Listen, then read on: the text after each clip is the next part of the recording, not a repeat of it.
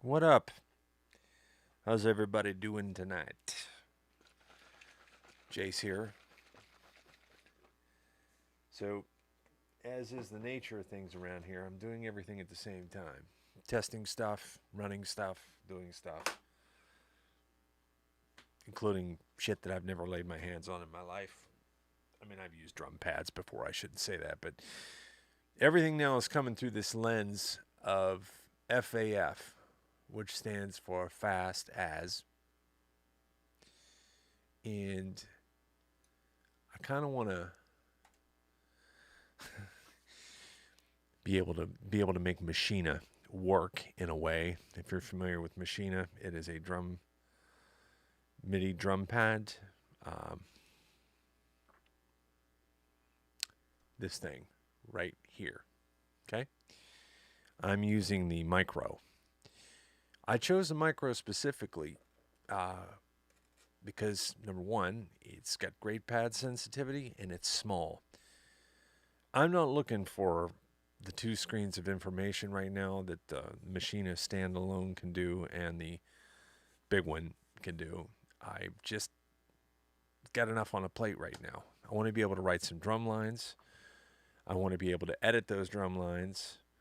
I want to be able to use Machinist sounds.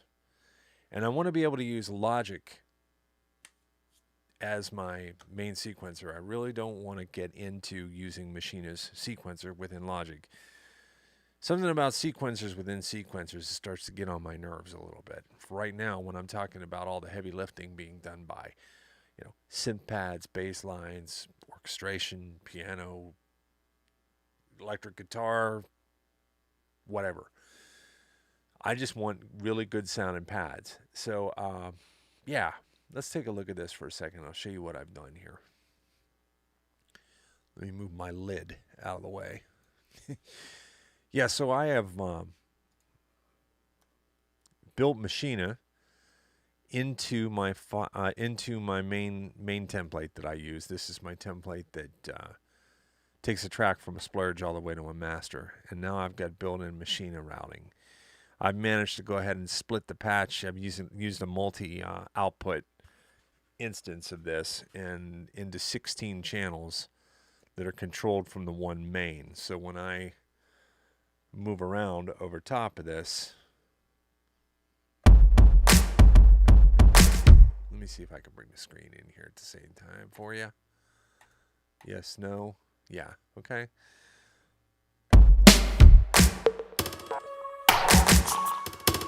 See the different 16 channels are reacting, and each one of them is aligned to whatever pad it is I'm using. I guess I should try to make this a little bit bigger for you. There's a way I can do this. See that?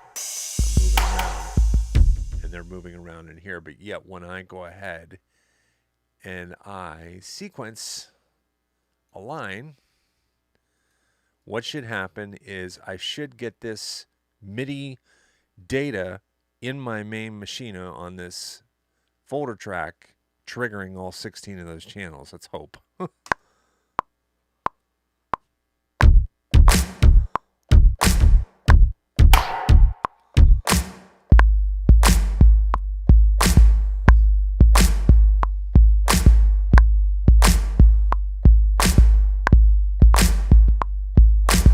Let's see here. Do a capture.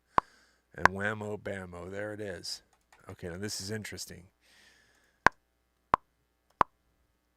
There it is. See, that's triggering the stuff down here in the tracks. Here. Here. Okay?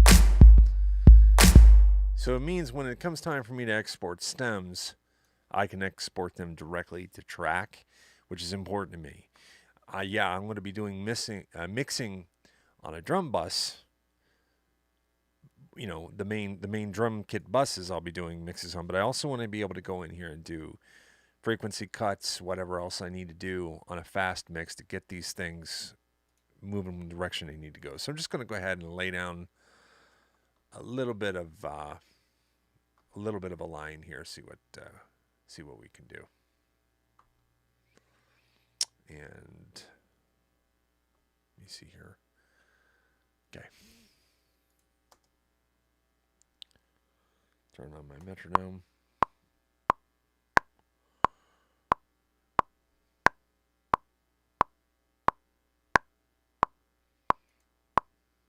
You just get something on here we can get with. Okay.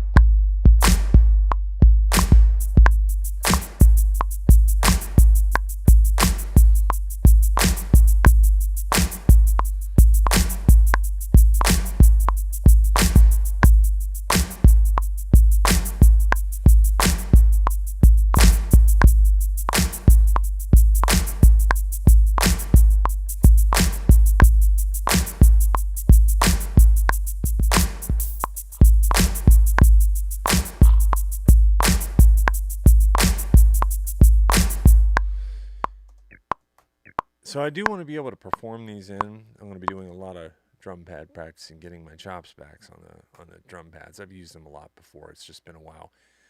But I want to write the drum lines that are written by pads to fit whatever the instrumental material is that I'm working with.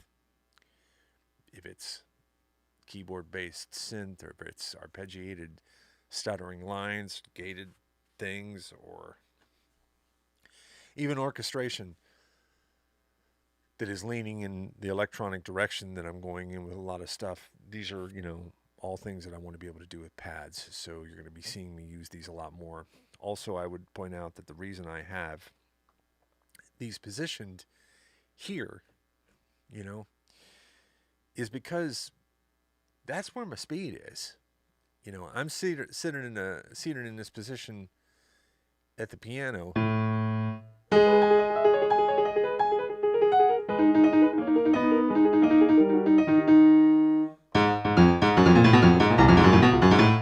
I want to bring that same speed down here to the drum pads, and of course in a drum line,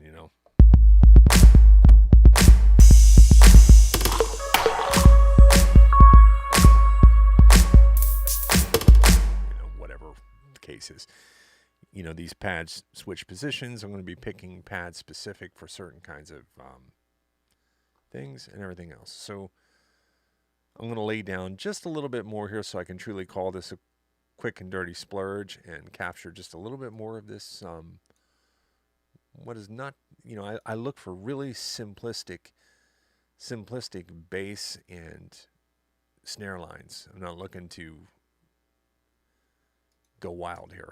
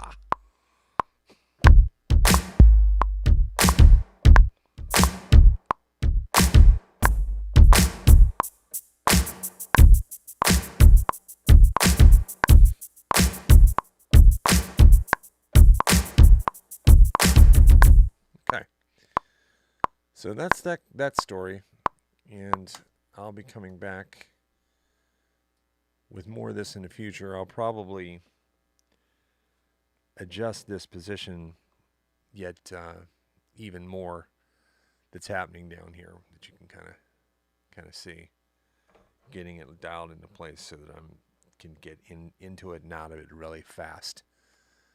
Everything I am doing right now, everything that I'm doing right now is incorporating everything into my practice that I can to expedite the flow. And that's really another big thing for me right now. I want to be able to get into flow and stay there. You know, the Goldilocks zone is kind of like where you feel not too overstimulated, not too understimulated.